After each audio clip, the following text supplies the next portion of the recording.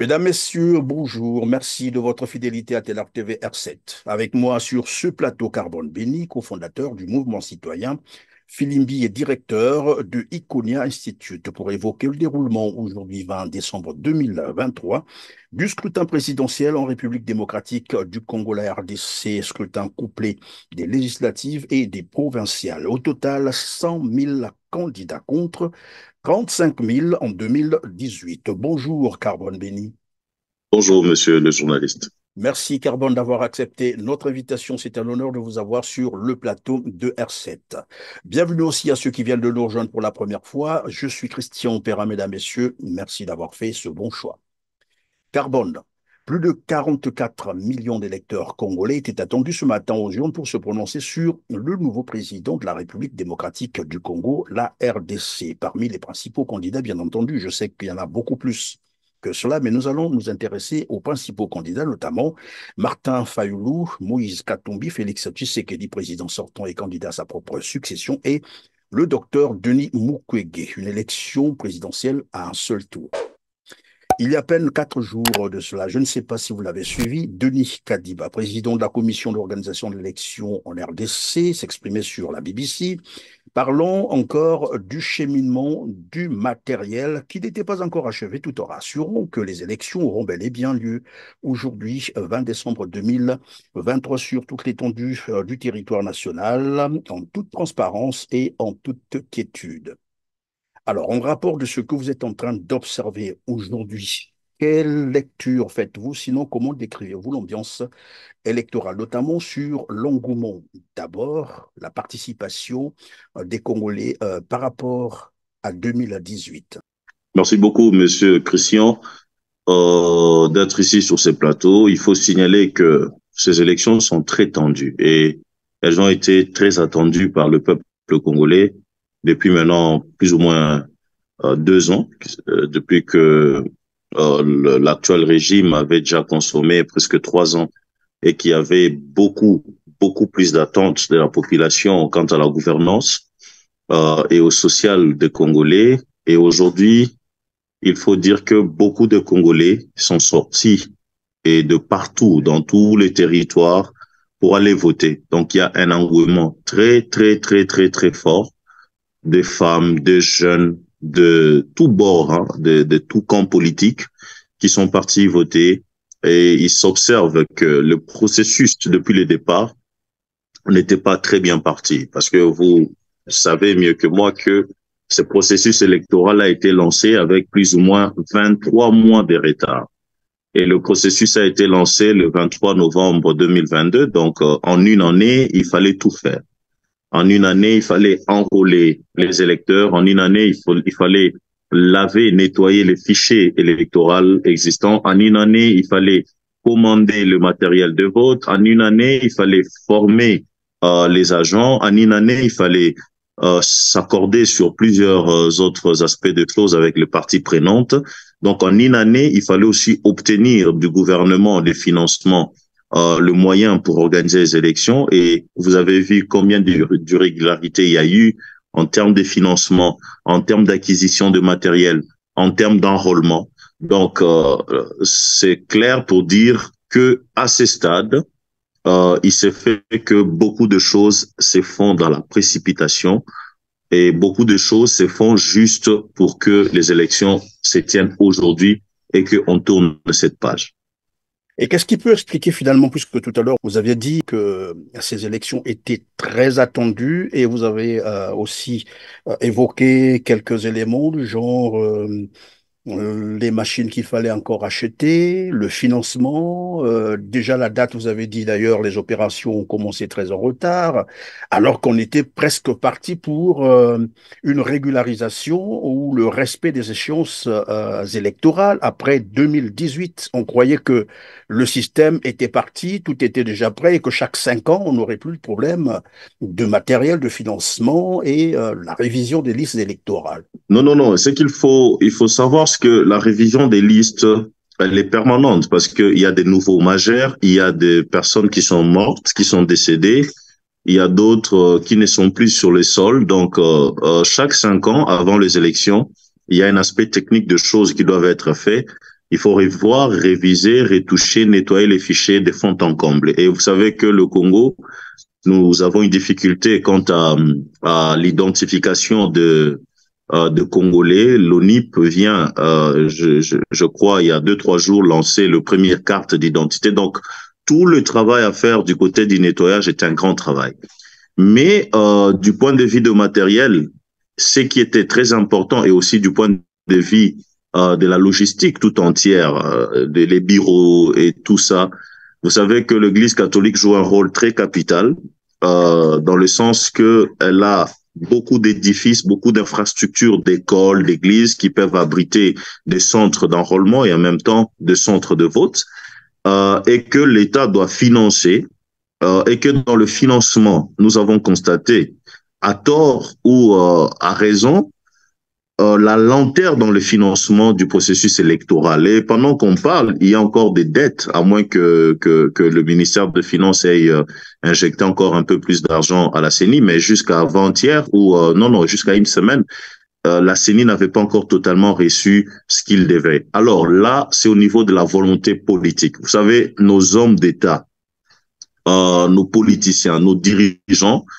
pour la plupart, sont des personnes qui ont toujours une certaine idée, très folle d'ailleurs, excusez-moi les termes, de se maintenir au pouvoir, de violer les textes, d'aller outre mesure pour leurs propres intérêts. Et c'est ce qui fait qu'il y a beaucoup d'irrégularités, il y a beaucoup de jeux politiques qui se jouent, afin de garantir que, à la limite, à la fin, le résultat seront, ou le résultat ou la finalité profitera à celui qui est au pouvoir. C'est ça le mal. Et pourtant, les élections devraient être, pour nous, à ce stade, après 3 cycles électoraux passés, nous devrions être déjà adultes et à mesure d'organiser simplement de bonnes élections et que le meilleur gagne. Mais dans l'état de choses, vous savez, aujourd'hui, il y a des bureaux qui sont brûlés. Il y a de matériel jusqu'à 7 heures qui ne sont pas totalement encore à point pour commencer l'enrôlement. Le président de la CENI a dit hier que peu importe l'heure du début, plutôt pas l'enrôlement du vote, peu importe l'heure du début de vote, les bureaux resteront ouverts jusqu'au lendemain. C'est-à-dire, nous aurons des élections qui vont aller jusqu'au 21, au 21 décembre, chose qui n'avait pas été prévue parce que il est prévu de les faire en une seule jour et de clôturer à 17 heures. Donc, toutes ces irrégularités pourront nous amener à avoir des résultats qui pourront ne pas probablement être fiables. Mais est-ce que là, ce que dit que le scrutin peut aller jusqu'au lendemain, c'est inscrit dans la loi électorale?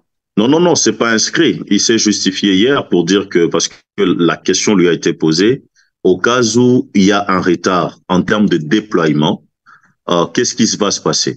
Il a dit, bon, si jamais le bureau ouvrait à 10 heures ou à 11 heures ou à 14 heures, il faudrait respecter les électeurs. S'il faut que ça parte jusqu'au lendemain, ça ira. Mais ça, ce n'est pas dans la disposition, c'est pas dans la loi. Ça n'a pas été prévu. Parce que si vous dépassez un jour, ça veut dire que vous devriez prévoir le budget, la logistique, la prise en charge de ces animateurs. Est-ce qu'ils seront payés pour 2 jours? Est-ce que ça a été prévu? C'est tout ça. C'est des agents qui vont se fatiguer et dire non, non, nous, on devrait travailler jusqu'à 17 heures. Si on devrait dépasser, il faut des primes. Est-ce que les primes sont disponibles? Si elles ne sont pas disponibles, ces agents peuvent lâcher. Et s'ils lâchent, ils ferment le bureau. Les électeurs peuvent s'énerver pour ne pas avoir voté. Donc, il y a tout un écosystème de désordre qui est simplement occasionné par une très mauvaise manière de faire les choses en termes de gouvernance électorale.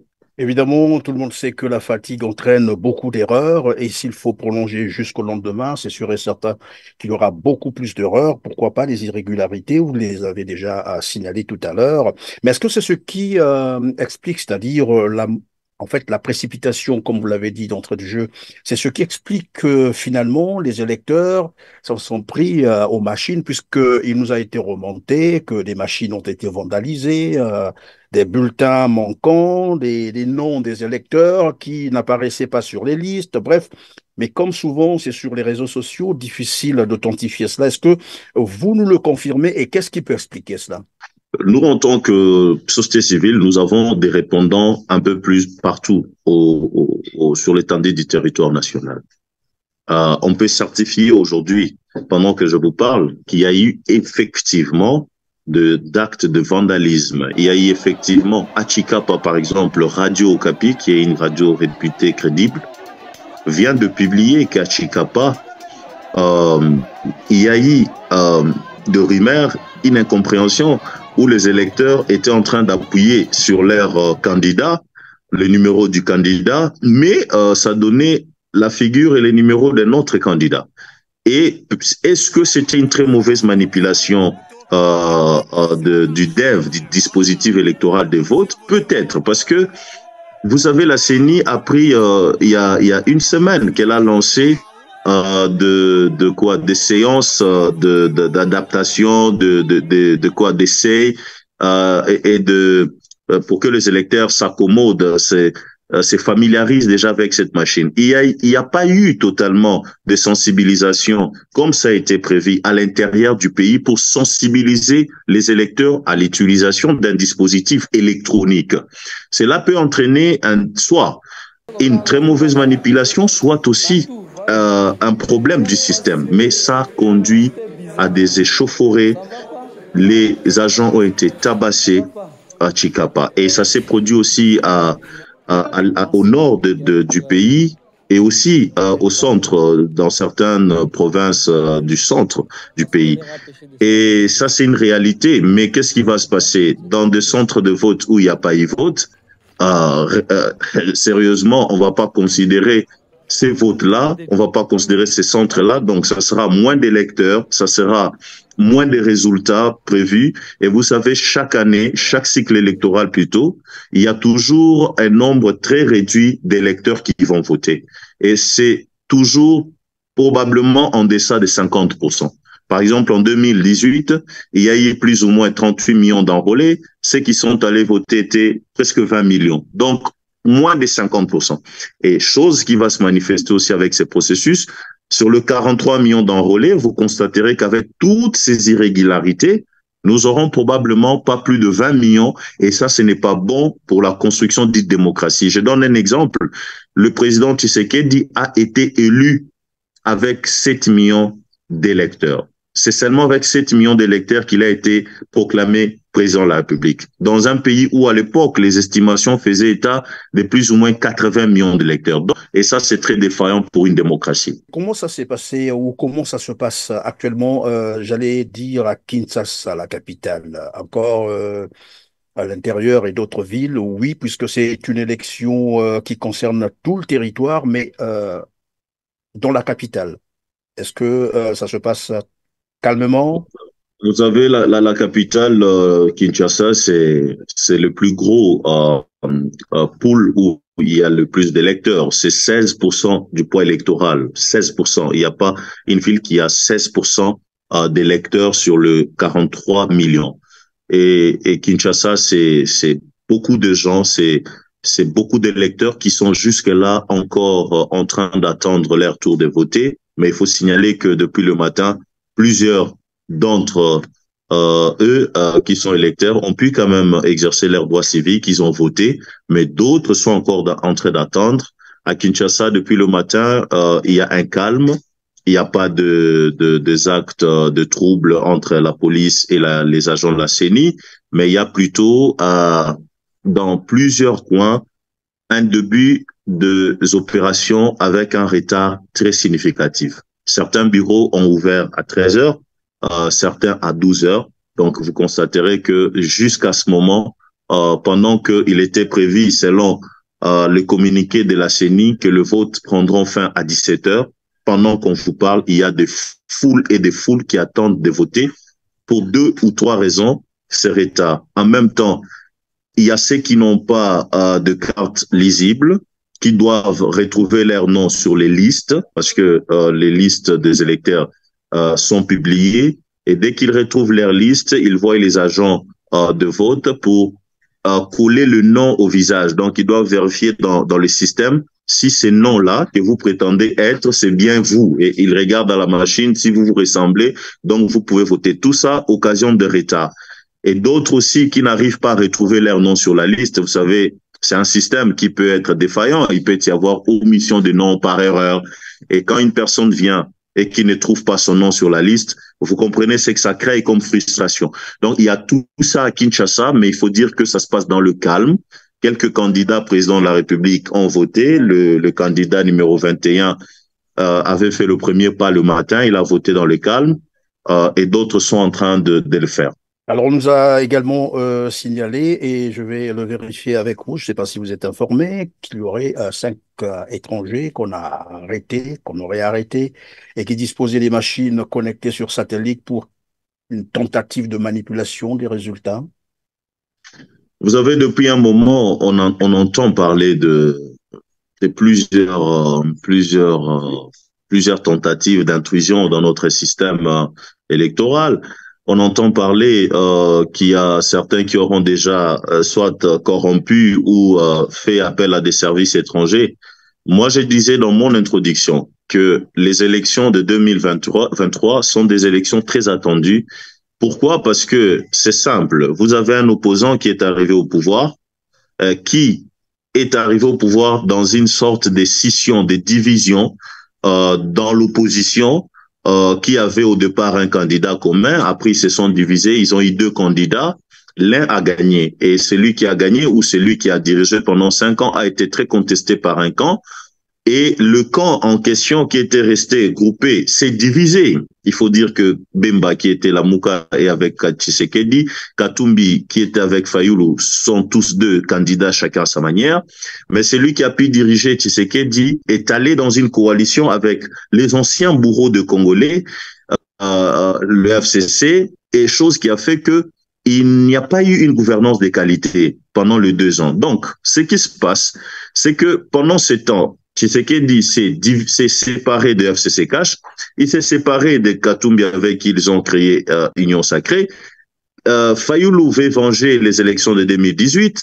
Kabila, silencieux, qui est un peu encore très énervé par rapport à la situation, mais c'est plus normal qu'il y ait de part et d'autre de personnes qui tenteraient aussi de pouvoir contrôler ces élections. Parce que certains se disent, si Tshisekedi passe, ça sera fini pour nous. D'autres disent, non, on ne doit pas laisser Tshisekedi parce que s'il continue, la mauvaise gouvernance, le tribalisme va continuer.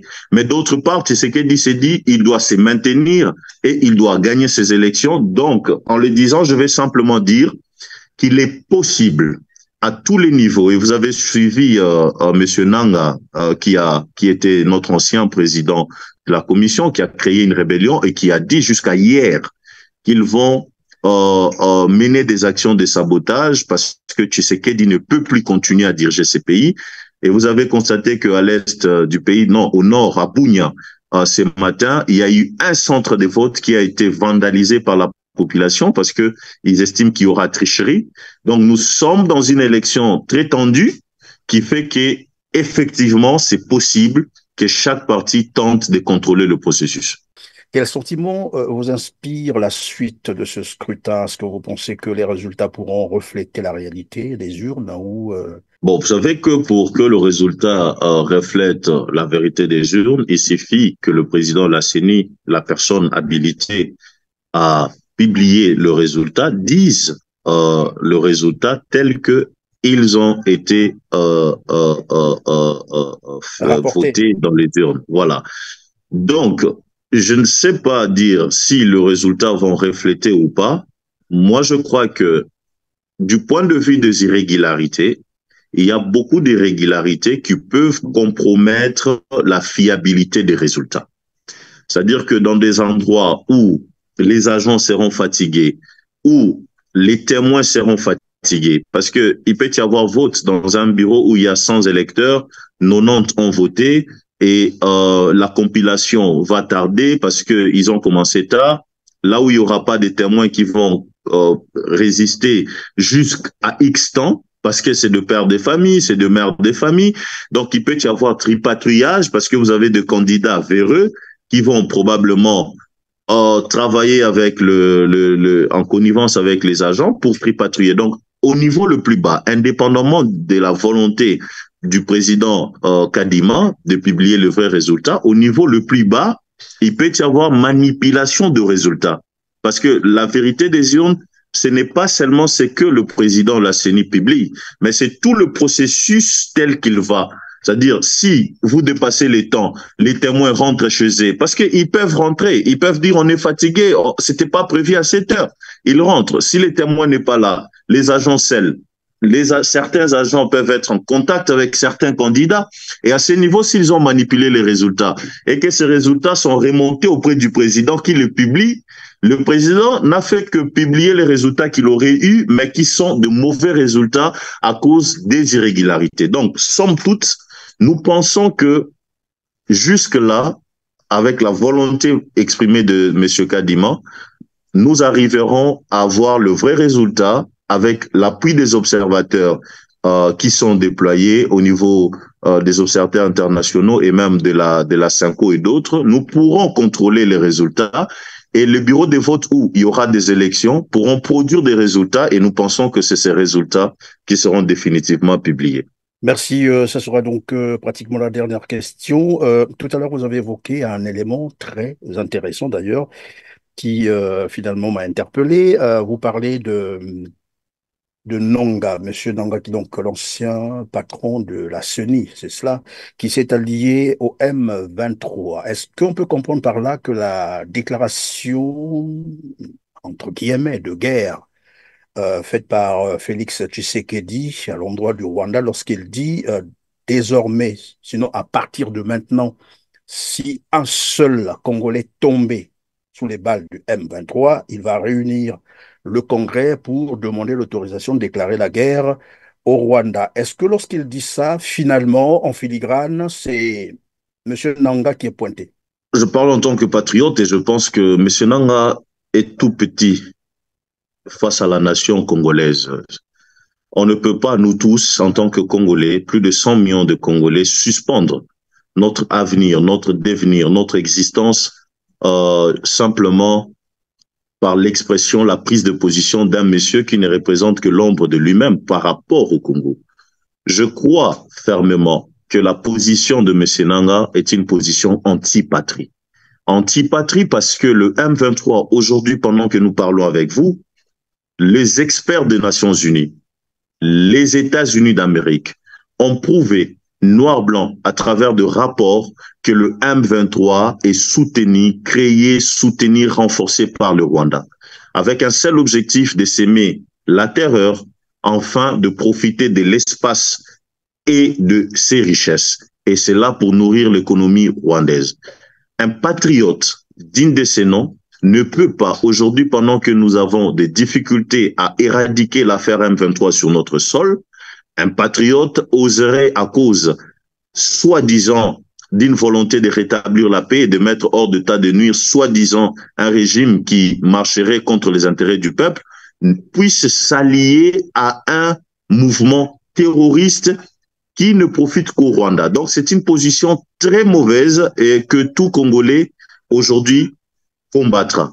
Et le président de la République a tout intérêt. Moi, je crois que quand il dit que si une balle est tirée, il s'attaquera au Rwanda, mais bien évidemment, parce que s'attaquer à M. Nanga ne constitue rien. M. Nanga, c'est un arbre qui cache toute une forêt, et la forêt, c'est le Rwanda. Donc, nous allons soutenir une position, la position actuelle de la RDC, d'aller frontalement avec un régime génocidaire qui utilise nos enfants, nos propres fils, afin de détourner nos richesses. Voilà comment moi je vois la chose et je crois que le président, en le disant, il met en garde ceux qui sont derrière M. Nanga parce que M. Nanga ne représente rien. Si le Rwanda décide de se retirer, M. Nanga va tomber. Il n'a ni des milliards ni des millions pour s'acheter des armes, faire lui-même la guerre. Voilà. Merci Carbone Béni. Je rappelle que vous êtes cofondateur du mouvement citoyen Filimbi et directeur de Iconia Institute. Et donc, c'est la dernière question. Elle servira évidemment de la fin aussi de cette émission.